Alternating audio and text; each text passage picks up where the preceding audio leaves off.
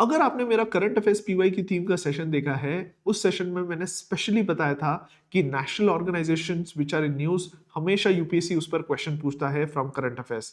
And आज के session में हम ऐसे इंपॉर्टेंट नेशनल ऑर्गेनाइजेशन कवर करने वाले हैं जो कंटिन्यूअसली न्यूज़ में है and you should know about this organisations. जब हम ये सेशन कवर करेंगे, we'll try to cover them comprehensively so that you can hit the questions directly in UPSC prelims. So make sure आप ये videos miss मत कीजिए। Previously हमने environment के 5 सेशन लिए हैं based on a similar format, जहां हमने करंट अफेयर्स कवर किया है and these current affairs have been based on PYQ themes. Secondly, उसके बाद हमने संकल्प सीरीज में ऑलरेडी 2 सेशंस अपलोड किए हैं। One was with respect to genetic engineering, second was with respect to methane emission. तो ये 7 सेशन बहुत इंपॉर्टेंट है फॉर यूपीएससी प्रीलिम्स एंड आपको प्रूफ के साथ बताया है कि ये टॉपिक क्यों आ सकते हैं।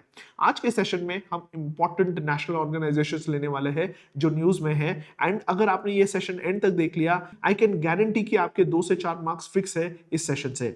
टू स्टार्ट विद, अब ये क्यों टॉपिक ले रहे हैं, जैसे मैंने प्रीवियसली बताया है, यूपीएससी क्वेश्चन पूछता है फ्रॉम नेशनल ऑर्गेनाइजेशन। अगर आप यहां क्वेश्चन देख रहे हो, the question was on petroleum and national gas regulatory board, जो 2025 में आया था। अगेन 2020 में there was a question on central ground water authority, central ground water board पर भी यूपीएससी ने प्रीवियसली क्वेश्चन पूछा है। डिलिमिटेशन कमीशन न्यूज में था, 2012 में भी न्यूज में था एंड 2023-24 में भी न्यूज में था, तो वहां क्वेश्चन यूपीएससी ने पूछा था। एनुअल वेलफेयर बोर्ड पर क्वेश्चन पूछा है, एनजीटी पर क्वेश्चन पूछा है। So all these topics tells us कि जब भी organisation, specially statutory organisation news में है, तो आपको उस पर स्पेशल फोकस देना है। एंड न्यूज आर्टिकल्स अगर आप फॉलो कर रहे हो, there has been a new statutory organisation which has been established by government of India. इस ऑर्गेनाइजेशन का नाम क्या है?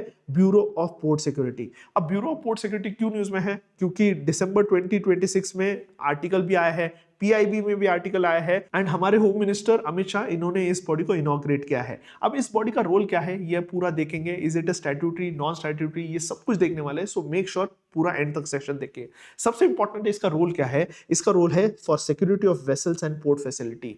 ऑलरेडी वी नो कि CISF is responsible for port securities हो गया, लेकिन जो मेन रेगुलेटरी बॉडी है for port security, for vessel security, is going to be bureau of port security. तो ये आपको ध्यान में रखना है, ये पॉइंट ध्यान में रखना है, ये एक रेगुलेटरी बॉडी है।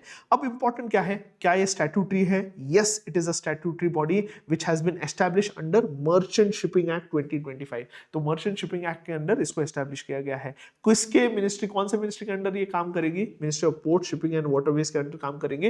एंड ये किसके लाइन पर बना ये है? ऑलरेडी हमारे पास एक सिमिलर रेगुलेटरी बॉडी है, that is bureau of civil aviation security.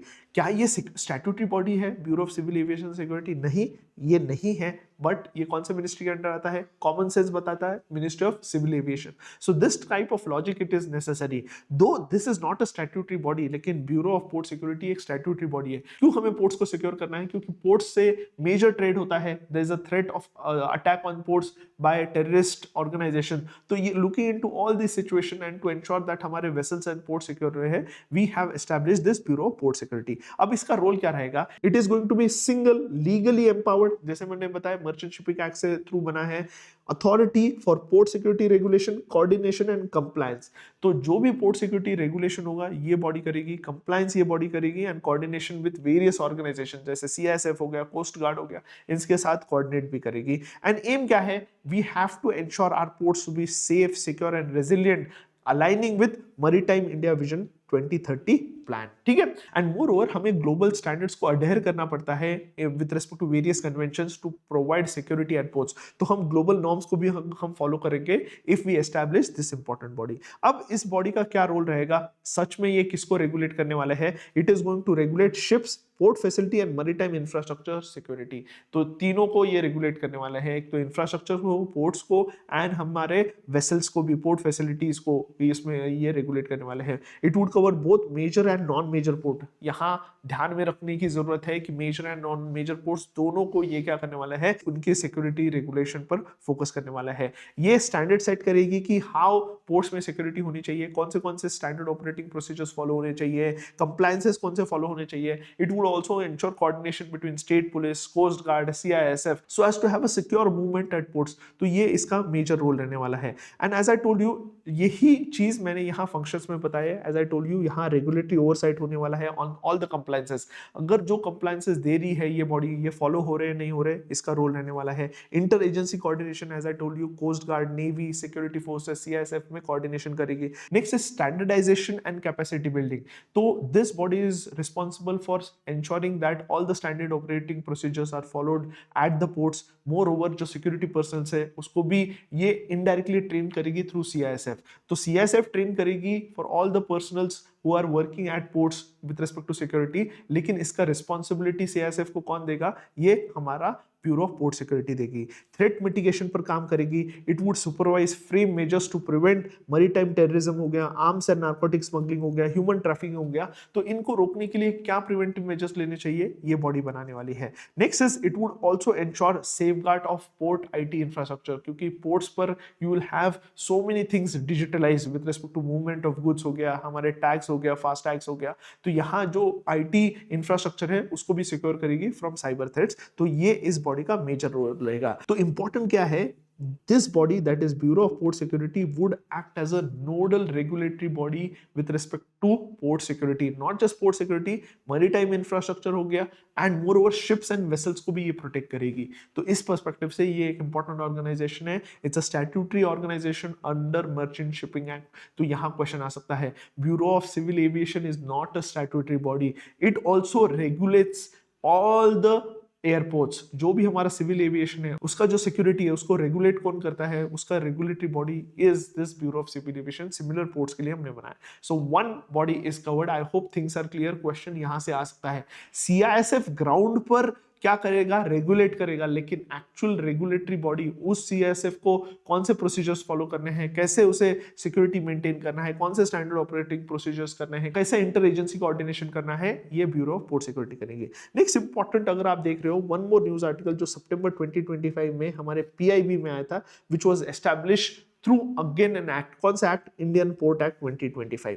यहां क्या कर लिया है हमने, एक इंपॉर्टेंट बॉडी बनाई है। कौन सी बॉडी है? Maritime state development council, and it is been establish under Indian port act. तो ये एक स्टैट्यूटरी कंसल्टेटिव बॉडी है। स्टैट्यूटरी कंसल्टेटिव बॉडी, इंपॉर्टेंट है, कंसल्टेटिव बॉडी है to coordinate between centre and coastal state, centre and coastal states. तो इसका role क्या रहेगा हम डिटेल में देखने वाले हैं, लेकिन इंपॉर्टेंट क्या है कि ये एक स्टैट्यूटरी बॉडी है। कौन सी? Maritime state development council, maritime state development council. And ये Indian port act is in news, ये बिल था, एक्ट में कन्वर्ट किया गया है। Coming back to the main part is what is this maritime state development council. So usually जब हमें major ports, minor ports develop करने हैं तो हमें सेंटर एंड स्टेट का कोऑर्डिनेशन बहुत जरूरी है। अब ये कोऑर्डिनेशन अच्छी तरीके से होने के लिए we have developed this state development council, maritime state development council, and this would act as an advisory body for holistic development of maritime sector. As you know कि we have Ministry of Ports भी है, states में भी we have various state authorities which looks into regulation of non-major ports. तो बहुत बार क्या होता है, there is no coordination between them to ensure that there is synergy in the overall development of the port sector. क्योंकि major ports are regulated by central government, minor ports या non-major ports are regulated by state government. तो कभी-कभी क्या होता है, because of lack of synergy, the port sector is being developed in a haphazard format. अब ये इसको पूरा एक सिनर्जी एंश्योर करने के लिए हम क्या डेवलप कर रहे हैं, सिनर्जी एंश्योर करने के लिए हमने maritime state development council establish किया है, जिसको स्टैट्यूटरी स्टेटस दिया है थ्रू इंडियन पोर्ट एक्ट 2025। इसका चेयरमैन कौन रहेगा of this state development council? It would be union minister for port shipping and waterways. Next is, इसमें और कौन मेंबर्स रहेंगे? We will have minister in charge of east coastal states, क्योंकि non major ports are regulated by states. तो जहां जहां coastal states है तो उस कोस्टल स्टेट का जो मिनिस्टर है वो is responsible for the development of ports, वो इसके मेंबर्स रहने वाले हैं। Will have secretaries in Indian navy and coast guard dealing with coastal security, वो इसके पार्ट रहने वाले हैं। Secretaries of union minister for port shipping and waterways, ये इसके मेंबर्स रहने वाले हैं। नेक्स्ट इज, इसका मेन एम क्या रहेगा, मेन फंक्शन क्या रहेगा? Is integrated development of major and non major ports. Next is assessing connectivity needs of major ports and minor ports. अगर हम दो ports side by side develop कर रहे हैं, एक मेजर पोर्ट है, माइनर पोर्ट है, तो कैसे हम दोनों को कनेक्टिविटी इंश्योर कर सकते हैं थ्रू कॉमन इंफ्रास्ट्रक्चर, ये इंश्योर करना। Next is, this body also recommends to the ministry of road and transportation, ministry, different ministries को about the need for roads, railways and inland waterways to be connected to this ports. तो ये body क्या करेगी, different ministries को request करेगी, जैसे we have ministry of railways, ministry of road transportation, उनको request करेगी कि प्लीज आप ये रेलवे लाइन एस्टैब्लिश करो। ये रोल रोड्स एस्टैब्लिश करो, connecting to ports to the major hubs, manufacturing hubs. So ये जो बैकएंड इंफ्रास्ट्रक्चर है वो स्ट्रांग रहे, which connects the manufacturing hubs to ports, जिससे ट्रांसपोर्टेशन ईजी हो। तो ये रिकमेंड भी करेगी to different ministries. Next is it would issue guidelines on port data collection, updation, storage, submission, dissemination of port related information and ensuring transparency at ports। तो ports में कैसे हम transparency लाए, सारा data collect करना इस body का role रहेगा। And moreover it would advise the central government on national perspective plan for ports, legislative adequacy and reforms, port efficiency and connectivity। तो इस पर center को वो क्या करेगी, advise करेगी how we can ensure port efficiency, हमारा turn around time कैसे कम हो, secondly हमारा जो legislative problems है वो कैसे हम सॉल्व करें। नेक्स्ट इज जो प्लान रहेगा with respect to port development क्या होना चाहिए, ये बॉडी हमें गाइड करेगी। So maritime state development council clear है, ये एक स्टैट्यूटरी एडवाइजरी बॉडी है। क्या इंश्योर करती है, synergy between centre and state with respect to development of infrastructure हो गया, coordination between centre and state हो गया, guiding the centre on how we can improve efficiency and also requesting different ministries to set up infrastructure, proper evacuation infrastructure so that connectivity is effective. तो ये हम सारी चीजें करने वाले हैं through maritime state development council. Secondly we have also recognise state maritime boards and given them statutory status। इनको भी statutory status हमने दिया है, already they were functioning, इनको statutory status दिया है। अब these state maritime boards are present in all the states, coastal states है वहाँ establish किए गए हैं।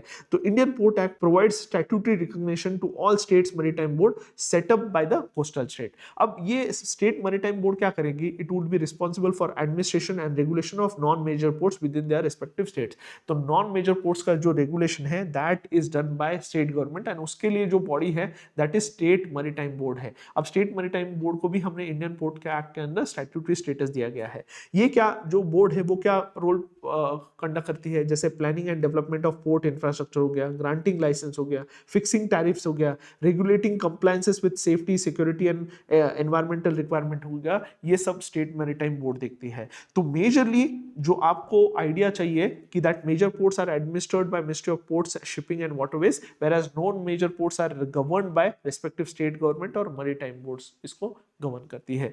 तो आई होप आपको तीन ऑर्गेनाइजेशंस अभी तक हमने कवर किए हैं, ये तीनों चीजें क्लियर है विद रिस्पेक्ट टू प्रीलिम्स। कौन सी तीन बॉडीज हमने कवर की है, that is bureau of port security हो गया, सेकेंड हमने देखा मैरीटाइम स्टेट डेवलपमेंट काउंसिल हो गया, and third is state maritime board. ये तीन इंपॉर्टेंट हमने ऑर्गेनाइजेशंस अभी तक देखे हैं। ये मेजरली अगर आप देख रहे हो ये पोर्ट रिलेटेड ऑर्गेनाइजेशन है, लेकिन मुझे लगता है inland waterways can also be asked, क्योंकि इनलैंड वाटरवेज हमेशा न्यूज में होता है एंड हमारा स्पेशल फोकस रहा है ऑन डेवलपिंग इनलैंड वाटरवेज। अब इनलैंड वाटरवेज के लिए जो डेवलपमेंट के लिए जो रेगुलेशन के लिए जो ऑर्गेनाइजेशन है that is inland waterways authority of India.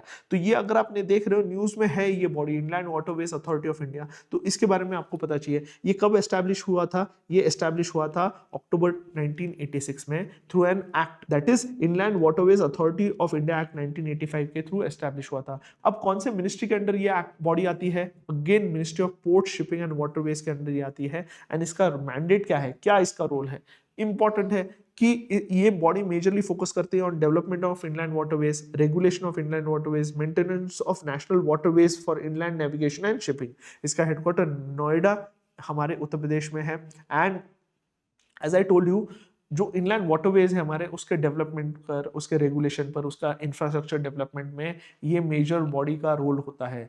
More over it also responsible for ensuring least available depth and navigation safety. Least available depth मतलब क्या है, रिवर्स में because of siltation sometimes the available depth for navigation is not enough. तो ऐसे situation में जो भी containers पास हो रहा है through inland waterways, they should have a correct idea कि उनको कहाँ से जाना चाहिए, कि कौन से पाथ में अवेलेबल वाटर डेप्थ नहीं है, इसका इंफॉर्मेशन बहुत जरूरी है। What is the least available depth across the river, ये इंफॉर्मेशन के बेसिस से ही हम क्या कर सकते हैं, प्लान कर सकते हैं इनलैंड वाटर्स वे से ट्रांसपोर्टेशन। तो इसका भी इंफॉर्मेशन अवेलेबल होना to all the container authorities या जो प्राइवेट प्लेयर्स है, ये किसके थ्रू पता चलेगा, ये इनलैंड वाटरवेज अथॉरिटी के थ्रू पता चलेगा। It also promotes cargo movement, cruise tourism and multi modal logistic को प्रमोट करता है।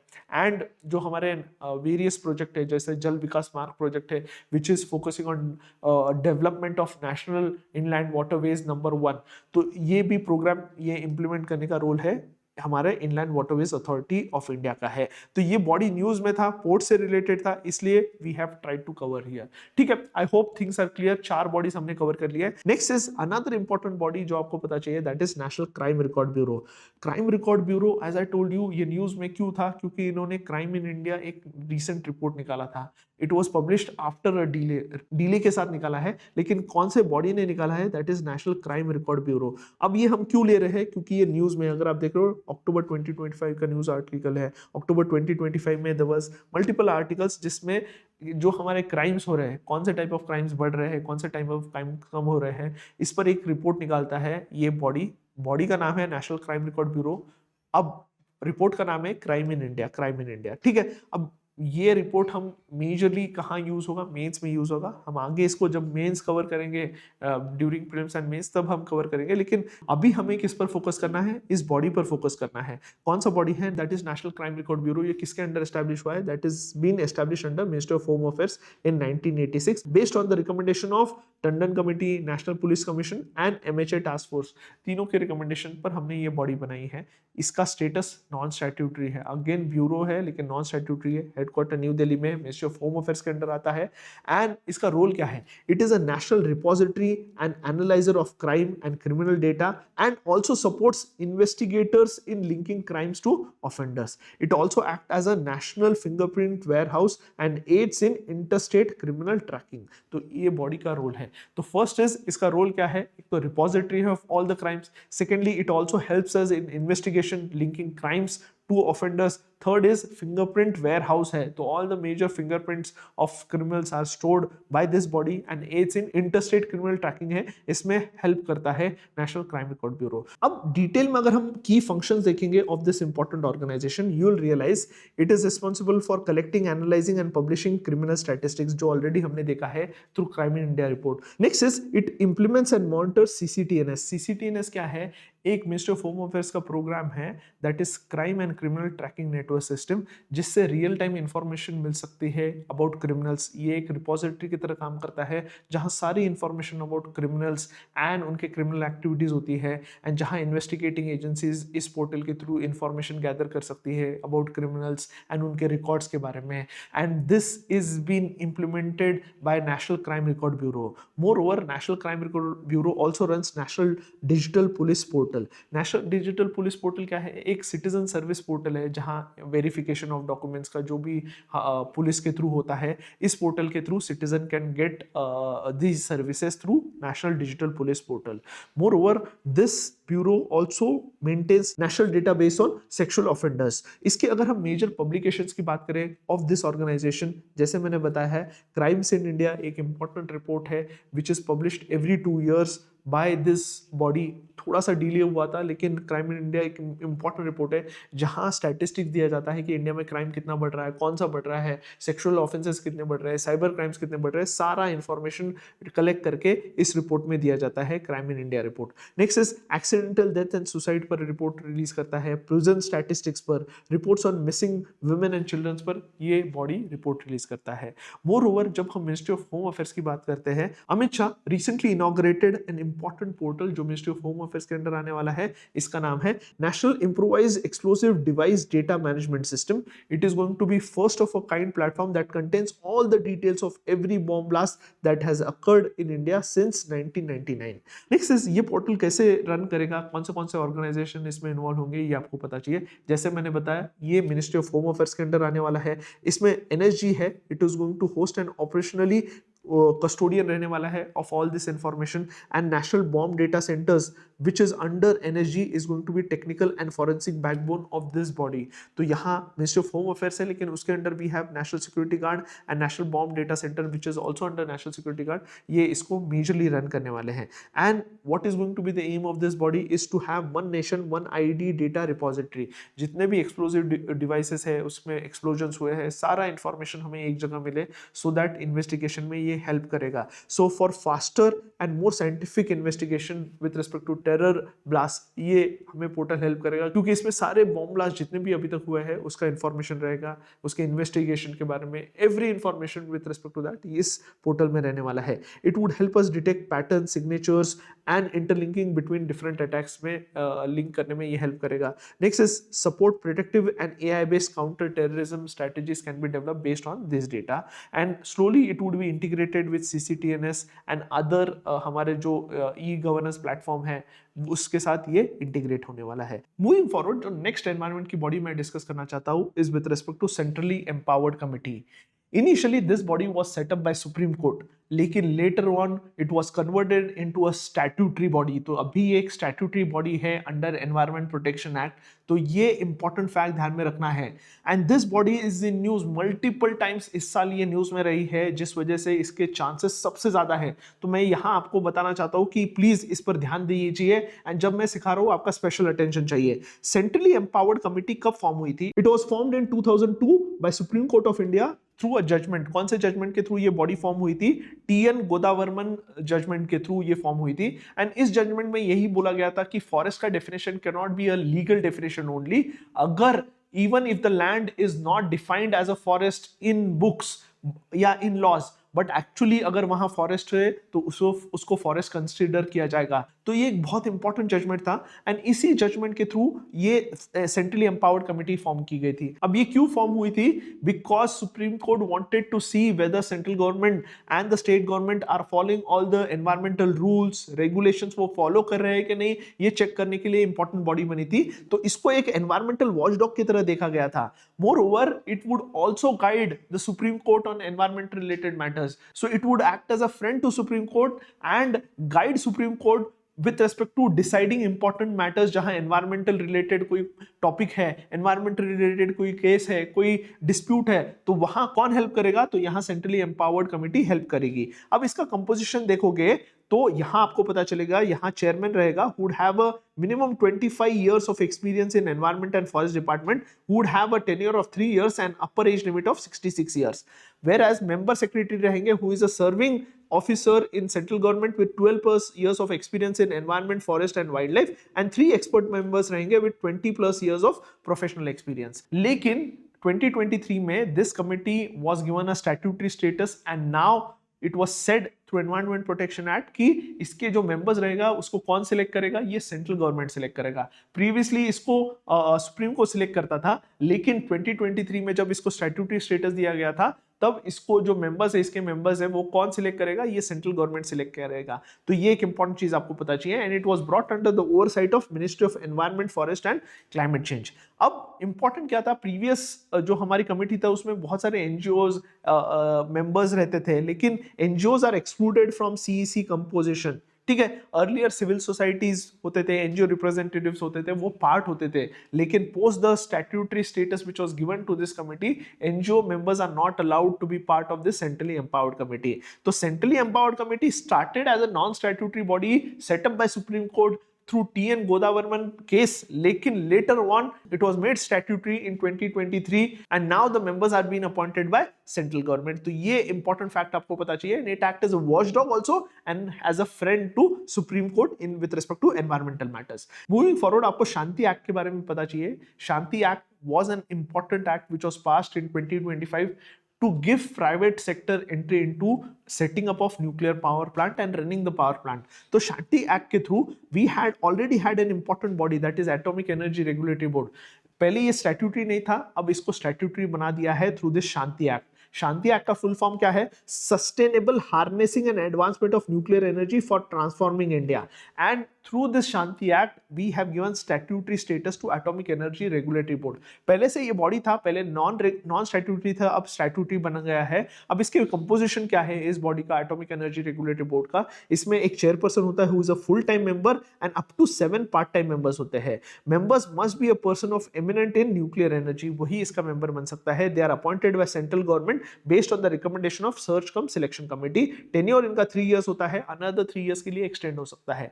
Moreover, इसका रोल क्या है? तो एटॉमिक एनर्जी रेगुलेटरी बोर्ड का role is to ensure nuclear safety. ये सबसे इंपॉर्टेंट रोल है इस बॉडी का. तो यहां अगर आप देख रहे हो इसका रोल देखोगे, is to ensure nuclear and radiation safety across all facility. तो जितने भी हमारे फैसिलिटीज है, न्यूक्लियर पावर प्लांट्स हो गया या हम मेडिकल फील्ड में भी अगर न्यूक्लियर टेक्नोलॉजी यूज कर रहे हैं तो हमें उसकी सेफ्टी एंश्योर करना है. तो ये सेफ्टी कौन एंश्योर करेगा? एटॉमिक एनर्जी रेगुलेटरी बोर्ड करेगा. अब ये कैसे कर सकता है safety ensure? It fixes radiation exposure limit for worker, public and environment. तो अगर कोई हॉस्पिटल है, उसमें अगर हम कोई न्यूक्लियर मेडिसिन के थ्रू कोई ट्रीटमेंट कर रहे हैं, तो उस एरिया में मैक्सिमम जो न्यूक्लियर एक्सपोजर हो सकता है, रेडिएशन एक्सपोजर हो सकता है, वो कितना अलाउड है, ये कौन सेट करेगा? ये सेट करेगा Atomic energy regulatory Board. Next is it issues safety authorisation, frame safety standards for nuclear plants, hospital, research and radiation facility. Next is it inspect facilities, monitors radioactive waste and enforce compliance. तो अगर आप सारी चीजें देख रहे हो तो इनका यही रोल है कि setting up of standard operating procedures with respect to nuclear safety. Are they following the standard operating procedures? उनको गाइडलाइंस इशू करना, एक्सपोजर लिमिट इंश्योर करना एंड कंप्लायंस भी देखना। If someone is not following compliance, they can recommend suspension और cancellation of licence in case of safety violation. तो ये atomic energy regulatory board का important function है जो आपको पता चाहिए। नेक्स्ट शांति एक्ट में अगर आप देखोगे, we have set up one more important body. इस बॉडी का नाम है Atomic Energy Redressal Advisory Council. अब ये एडवाइजरी काउंसिल का क्या रोल होने वाला है, इस बॉडी का क्या रोल होने वाला है? सो बेसिकली जब भी एटॉमिक एनर्जी रेगुलेटरी बोर्ड कोई डिसीजन देता है, अगर कोई प्राइवेट प्लेयर्स है, कोई हॉस्पिटल्स है, अगर उसको डिसीजन पसंद नहीं है, if it thinks that this decision is wrong, appeal कहां करेगा? against the decision of ARB, he would appeal in Atomic Energy Redressal Advisory Council में करेगा। तो ये एक इंपॉर्टेंट है, it is N appellate authority. इसमें कंपोजिशन में कौन मेंबर्स है? तो यहाँ अगर आप देख रहे हो, वी हैव मेंबर्स। इसमें इस बॉडी का चेयरमैन कौन रहेगा? सबसे पहले मेंबर्स में chairperson of atomic energy commission का chairperson is going to be the chairperson of this body. तो chairperson of atomic energy commission, then members में directorate of BARC, that is Bhabha atomic research centre, chairperson of AERB and chairperson of Central Electricity Authority are going to be members of these bodies। तो ये इसके members रहने वाले हैं of Atomic Energy Redressal Advisory Council। इसमें क्या करोगे? जब भी AERB का डिसीजन आपको पसंद नहीं आता है और if you want to appeal, then you will go to this body। इसके members मैंने देख लिए। अगर इसका भी डिसीजन आपको अपील करना है, then you have to go to Appellate Tribunal for Electricity। वहां आप इसके डिसीजंस क्या कर सकते हो? अपील कर सकते हो। नेक्स्ट इज, जब मैंने एटॉमिक एनर्जी के बारे में बात की, तो Atomic energy commission should also be known, क्योंकि ये एक इंपॉर्टेंट बॉडी है। जैसे मैंने बताया, जो Atomic Energy Redressal Advisory Council का हेड कौन है? इसका जो हेड है, he is a chairperson of atomic energy commission.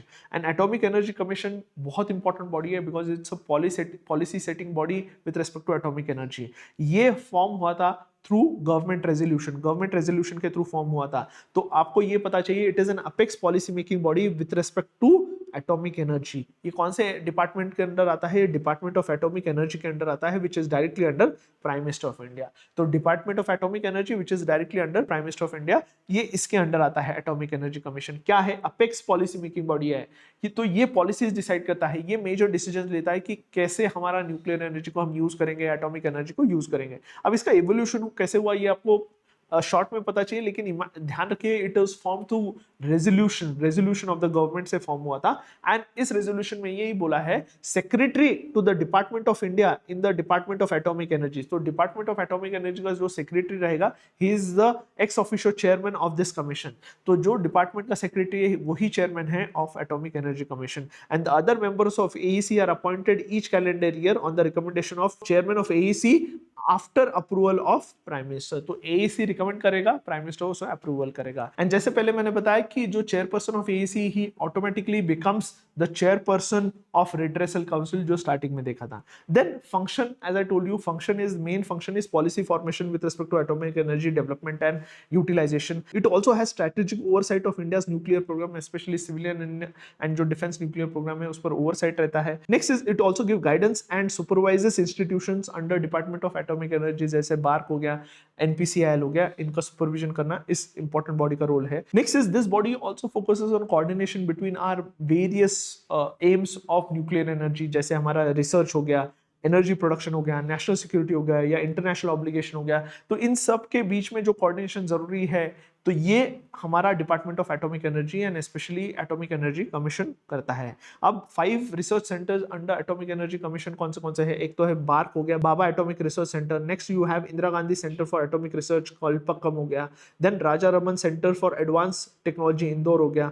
Variable energy cyclotron centre Kolkata में। And atomic mineral directorate which is responsible for exploration of rare earth minerals, तो ये सारे बॉडीज ये किसके अंडर आता है, एटॉमिक एनर्जी कमीशन के अंदर आता है। तो ये इसके बारे में आपको थोड़ा सा आइडिया होना जरूरी है। Next is I also want to discuss an important body जो स्टैट्यूटरी बॉडी है जो रिसेंटली एस्टैब्लिश की गई थी, जिसका नाम है जीएसटी अपीलेट ट्राइब्यूनल। अगर आप देख रहे हो न्यूज आर्टिकल्स है सितंबर में, अक्टूबर, नवंबर में there have been news articles, PIB में भी न्यूज आर्टिकल है about GST appellate tribunal.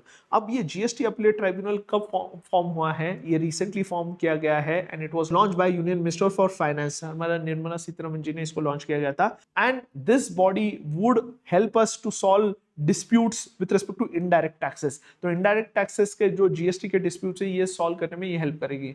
More over इसका और क्या रोल रहने वाला है, अगर ब्रॉडर रोल देखा जाए तो इससे जो लिटिगेशन है वो कम होगा एंड जो डिस्प्यूट के वजह से जो कैश अटका हुआ है of the consumers and the retail players वो अनलॉक होगा। तो unlock cash flows and improve ease of doing business. अगर इसके बारे में डिटेल में देखेंगे तो basically it act as a second level appellate. Second level appellate मतलब क्या, जब भी कोई डिस्प्यूट होता है with respect to GST, first we have first appellate authority, इसको क्या बोलते हैं, जीएसटी अपीलेट अथॉरिटी। अगर ये अथॉरिटी भी आपका प्रॉब्लम सॉल्व नहीं कर पाया, अगर इसके डिसीजन के अगेंस्ट भी आपको अपील करना है तो you will go to appellate tribunal, this GST appellate tribunal. अगर जीएसटी अपीलेट ट्राइब्यूनल भी आपका सॉल्व नहीं कर पाया तो you can go to high court and then to supreme court. तो ये क्या हो गया, ये एक सेकेंड लेवल हमारा अपीलेट अथॉरिटी हो गया अंडर जीएसटी एक्ट। तो इसके बारे में आपको पता चाहिए। एंड ये एक स्टैट्यूटरी बॉडी है, जैसे मैंने बताया कि ये जीएसटी अपीलेट ट्राइब्यूनल एक स्टैट्यूटरी बॉडी है। नेक्स्ट इसमें अगर इसकी स्ट्रक्चर की बात करूं तो स्ट्रक्चर में सबसे इंपॉर्टेंट आपको एक चीज ध्यान में रखनी है, ये फंक्शन होगा through a principal bench which would be operated in New Delhi and there would be 31 state benches होंगे अक्रॉस 45 लोकेशंस।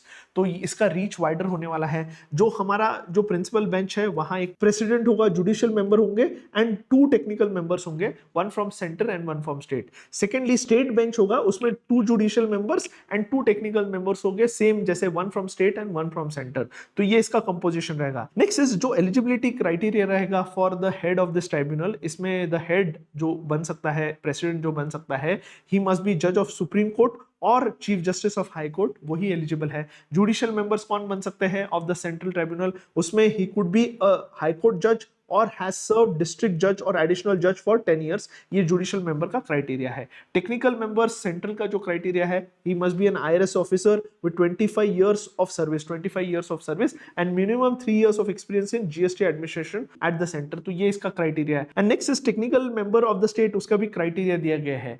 तो ये इंपॉर्टेंट क्या है कि 1 technical member would be from state and 1 technical member would be from the centre. तो अगर हम tenure की बात करेंगे तो प्रेसिडेंट जो होने वाला है इस ट्राइब्यूनल का, जो प्रिंसिपल बेंच में बैठेगा, उसका टेन्योर 3 इयर्स होगा और अप टू द इयर्स कितना 70 इयर्स तक एज तक वो बन सकता है।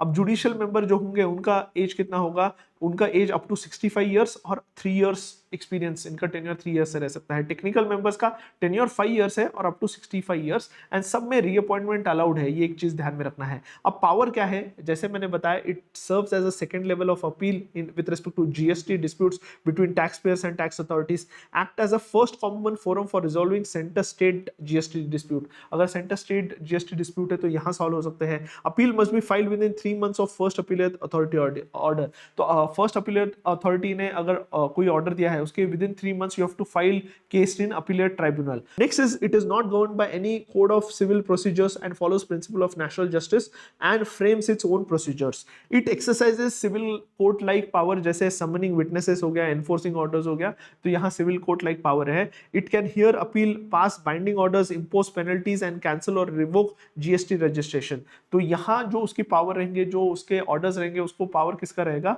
हमारे सिविल कोर्ट का पावर रहेगा। इसका headquarter as I told you new Delhi में रहने वाला है। So to revise this GST tribunal, you are going to have 1 GST tribunal जो प्रिंसिपल बेंच है उसका न्यू दिल्ली में होने वाला है। 35 बेंचेस होने वाले हैं जो स्टेट में होने वाले हैं। अब 35 बेंचेस एंड जो हमारा प्रिंसिपल बेंच है उसमें अगर आप देखोगे देयर गोइंग टू प्रेसिडेंट होने वाला है and 1 would be judicial members and 2 technical members रहेंगे, 1 from state and centre. State benches में 2 judicial members, 2 technical members, again 1 from centre and 1 from state. इसके क्राइटेरियाज हमने दिए हैं। जो टेक्निकल मेंबर्स हैं उसका टेन्योर 5 इयर्स है up to the age of 65 years है। Judicial members, normal judicial members 3 years till the age of 65 years. जो हेड होने वाला है up to 70 years and 3 years and all are allowed to be reappointed. तो ये सारी important information with respect to GST appellate tribunal के बारे में पता चाहिए। It can appeal decisions of appellate authority, first appellate authority के डिसीजंस के अगेंस्ट आप अपील कर सकते हो within 3 months. Within 3 months ये एक स्टैट्यूटरी बॉडी है। सो आई hope we have covered all the important bodies in one shot